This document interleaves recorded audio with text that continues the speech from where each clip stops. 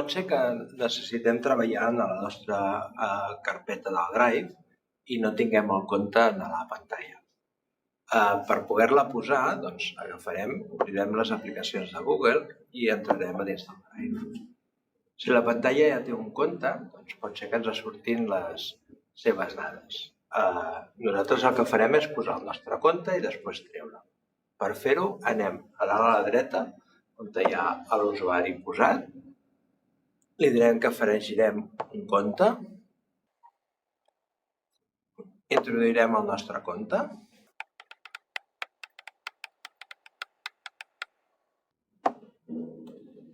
ens demanarà la contrasenya i ens dirà que acceptem l'aplicació.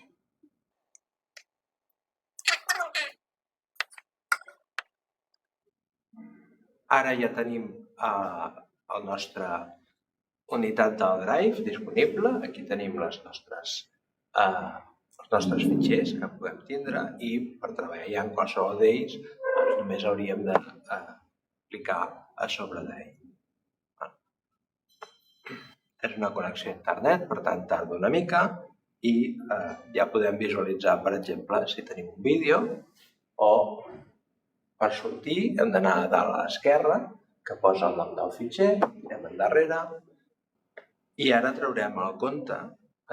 A dalt a la dreta tornarem a anar als nostres comptes i ara el que farem és gestionar els comptes d'aquest dispositiu. Premerem a sobre d'un compte que volem eliminar, en aquest cas el d'alumne, veiem que suprimeix el compte i suprimeix el compte. Ara ja no està disponible aquí i si tornem al principi veurem que en el nostre Drive ja no hi és.